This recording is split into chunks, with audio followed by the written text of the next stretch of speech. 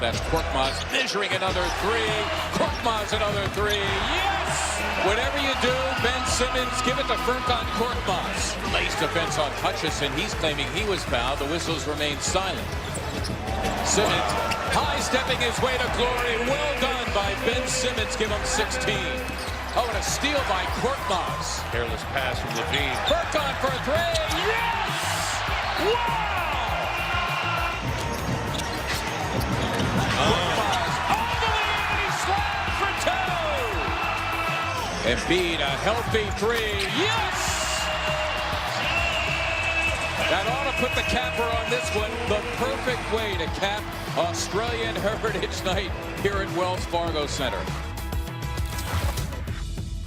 What's up, everybody, and welcome to First Take. Max Kellerman in the studio with me. Stephen A. Smith is joining us from L.A. this morning. I'm Rachel Lindsay. Now, before we get into the great show that we have planned for, we're going to get into that because we got a great show planned for you guys here today, but we got to talk about last night first. Now, most of you know the Oscars were on last night, but did you happen to catch the After the Award show starring none other than our own Stephen A. Smith? Max, did you catch it? Oh, yes, of course. Stephen A. was charismatic as always. Stephen A., I didn't know you had such an interest in the Academy Awards. Neither did I, Max. Neither did I.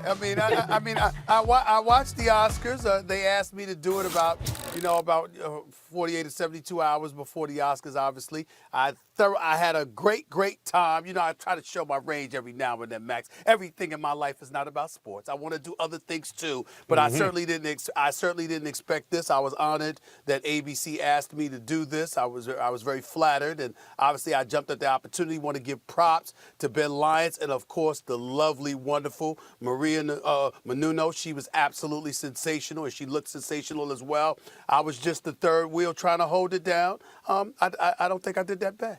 I thought you held it down. I wasn't expecting it. I was watching More the than news, held it down, yeah. and I said, "Is that Stephen A. Smith?" Yeah, I want to see Parasite now. I got to see that movie.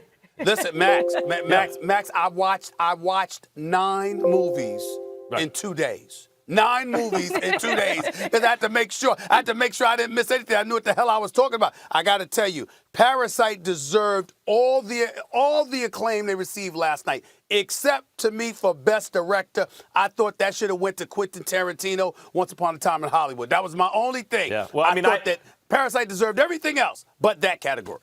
I got 3 kids, so I get to see a movie in the theater about twice a year, but I catch them on planes, Stephen A. I'll be catching them on the plane. That's when I catch them too. Okay, we have a good show planned for you guys today, so we're just going to go ahead and get right into it. Now, despite being a team stacked with some of the NBA's top talent in the East, the Philadelphia 76ers are number 5 in the Eastern Conference standings.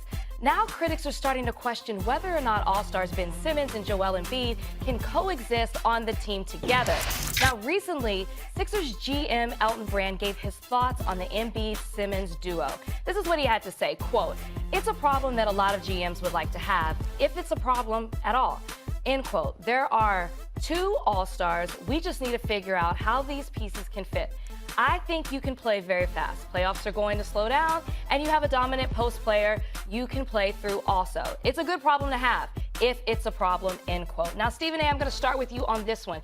Is the Embiid-Simmons duo a problem for the Sixers? Well, I don't think that's the biggest problem for the Sixers. I think the biggest problem for the Sixers is coaching.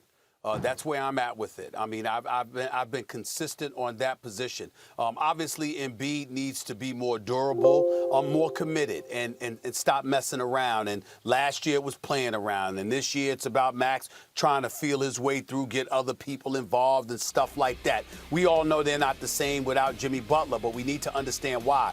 It's not just the player in Jimmy Butler that they miss. It's the leader. It's the one that held them accountable, didn't take any mess, was willing to ruffle feathers, getting folks' face and in their chest and demand a level of commitment and excellence from them. I mean, he doesn't even have to do that in Miami, even though he still does. But guys like Ben Adebayo and others are willing to do that because you have a leader in Pat Riley.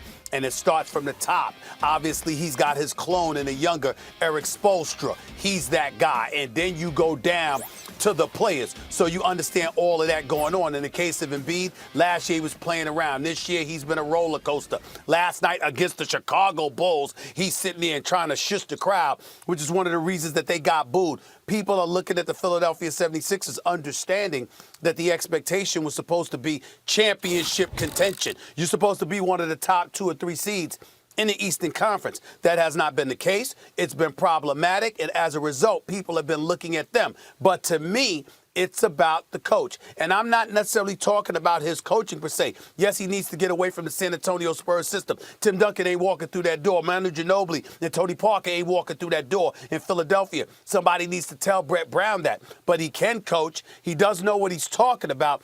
I think the biggest problem is that the players come across as a bit dismissive of him at times. The level of respect doesn't match the level of affection everybody has for him. Everybody loves Brett Brown. Max, I don't know whether you've met him or not, whether you've talked to him. He's a wonderful, wonderful man. He really, really is. Great guy to talk to.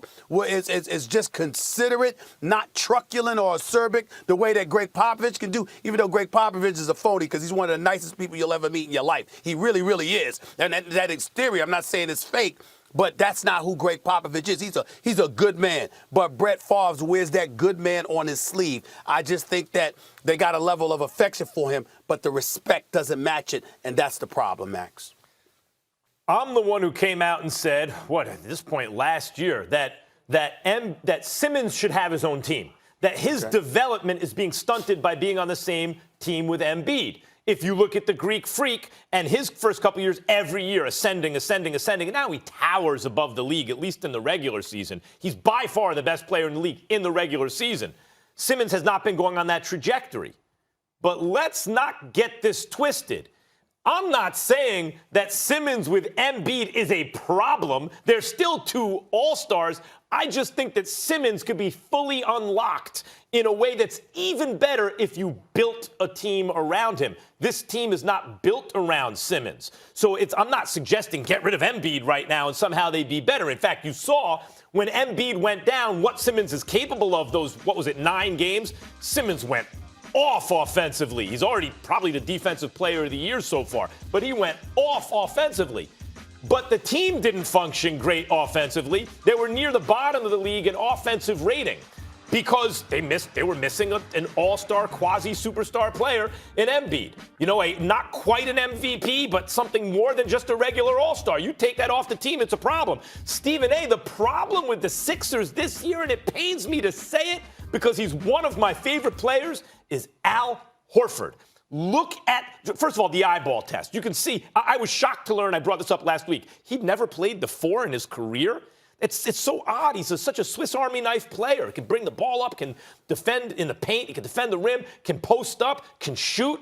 He just does everything, but he's never played the 4? Who knew?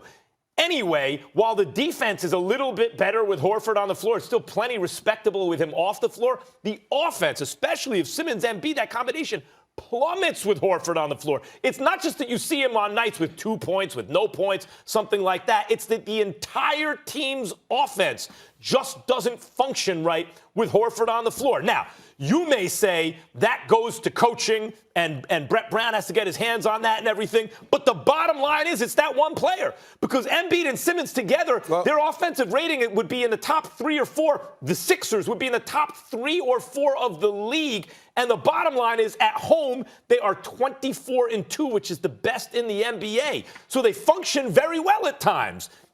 Horford has been the issue. I hate to say it. Well, first of all, I don't think you're wrong. I don't think you're wrong there from a player's perspective. If we've got to pinpoint a player, he's down 1 point a game in points per game, 1 assist. He was shooting 53% from the field last year, 52%, something around there. Now he's at 43%. He shot 36% from 3 last year. He's at 32%. He has definitely been an Achilles heel with their offense. There's no doubt about it. But I think when we ask this kind of question, Max, what we're talking about, what has the more profound impact? And I'm saying to you, more than Horford's lackluster play, it's the coaching of Brett Brown when it comes to dealing with his players. For example, he came into the season telling Philadelphia media, Ben Simmons needs to attempt to shoot more perimeter shots. Ben Simmons hasn't done that. And so, just ignoring your coach. We looked at Joel Embiid. We said, yo, you lose to Toronto in the postseason. That game 7, we all know the famous shot by Kawhi Leonard that bounced 4 times. You walk to the locker room, walking down the hallway, you're crying into the arms of your girl right in front of the world. And cameras are clicking and everything like that. And we say, hey, you know what? You're going to come back this year. Going to play in lights out. You're more focused. Your first game back on that same court at 7-1 with the skill set you have, you score 0 points. You're down in points. You're down in rebounds. You're still haphazard in terms of your durability. You're still haphazard in terms of your level of production. These are issues. And if you are a coach and the cornerstones of your franchise are people that you do not have on the same page, you don't have them locked in and focused and ready to maximize their ability, that's on you as a coach. All right, look, that's a good point.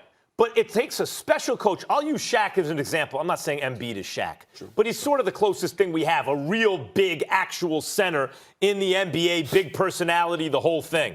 Shaq Penny ultimately didn't work out to the extent that they won a championship, but they were a dominant team, 60-plus win team. They made the finals. Had Jordan not come back, they'd have made the finals again, most likely. Yep.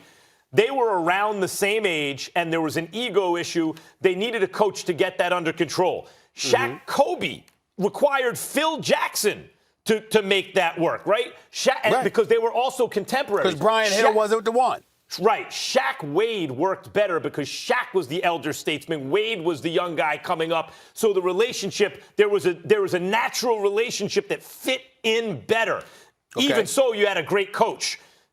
Saying Brett Brown is not Phil Jackson or Pat Riley is fair. Saying he's the problem is something else. Unless what you mean by problem is not winning a championship. He may not be the coach to win a championship with these players, but that's different than saying he's the problem. Yeah, well, Max, you got Joel Embiid and Ben Simmons. You got to be a top 2 seed in the Eastern Conference. You got to get to the conference finals. There's just no excuse. The only excuse should be the Greek Freak standing in my way. There should be no other excuse for the Philadelphia 76ers in the Eastern Conference, but we've got a bunch of them. All right, we're just getting started. We've got more 76ers talk later on in the show. Plus, we have to let you know what's happening this week. The crossover is back for a 7th year this Wednesday and Thursday on ESPN and the ESPN app. We're pairing a college analyst with an NBA analyst for twice the basketball breakdowns. We've got Doris Burke and LaFonso Ellis, who will cover the Bucks versus the Pacers. Then we have Jeff Van Gundy and Jay Billis, who will have the Lakers versus the Nuggets. And then Doris Burke is back the next night for Memphis versus Cincinnati, along with Bryce Drew. And Mark Jackson teams up with Bill Walton for Colorado versus Oregon. I know she's amazing. And still to come on